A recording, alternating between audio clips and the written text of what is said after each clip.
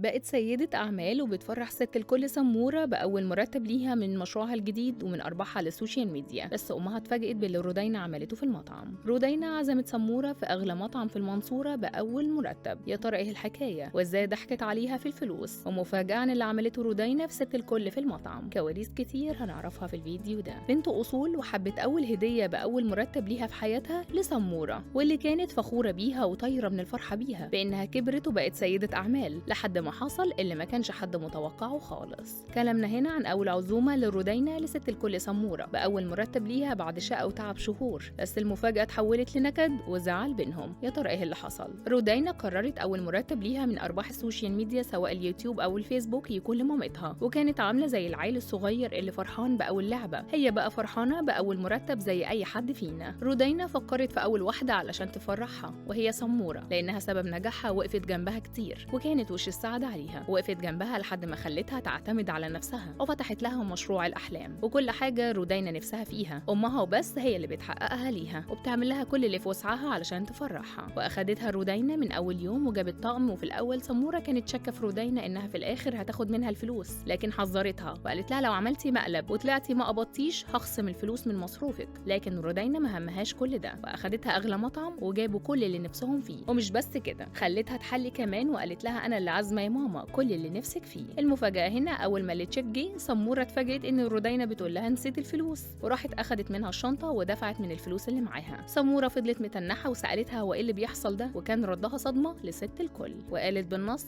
أنا عملت فيكي مقلب وأنا ما أخدتش فلوس لسه من اليوتيوب ولا سوشيال ميديا، وحتى المشروع لسه ما أخدتش قبضي منه، وأنت اللي هتدفعي. بس على مين؟ سمورة سابتها تعمل اللي هي عايزاه، بس في نفس الوقت هي كمان بتخطط لمقلب تعمله فيها، وكمان هتحرمها من المصروف وتخصم الأكل من مصروفها. ورودينا حبت تحول كل حاجة لهزار وضحك. سمورة ما بتقولش غير على رودينا بنتها يلا يا بيزنس وومن، وده لأنها من بعد ما فتحت مشروع المكرميات وشايفة إن بنتها هتبقى سيدة أعمال قد الدنيا، وهتفضل وراها لحد ما تفتح محل واتنين لمشروع المكرميات بتاعها، لا وكمان تصدره برا مصر، وده من شطارتها وإيديها اللي تتلف في حرير، وهتفضل وراها لحد ما تحقق أحلامها كلها. حقيقي سمورة من نماذج ستات البيوت القليلة في الزمن ده، واللي بيبقى هاممها أولادها أولاً، حتى لو كان أبوهم سافر وسابهم فهي بتعمل كل اللي في طاقتها علشان تكون ليهم الأم والأب وتوفر ليهم كل سبل الحياة والفلوس والالتزامات من غير ما تحسس حد بأزمة. رودينا بنت أصول حقيقي، وفكرة إنها فكرت في أمها حتى لو بمقلب هزار بأول مرتب فده أكبر إثبات إن سمورة عرفت تربي وعرفت تبقى مصاحبة أولادها، مش مجرد أم وبناتها، لا دي صاحبتهم، وده لأنها تعتبر في سنهم لأنها لسه صغيرة ما كملتش ال40 سنة. يا ترى إيه رأيكم في المقلب اللي عملته رودينا في سمورة؟ ومعاها حق ولا لأ؟ شاركونا في التعليقات.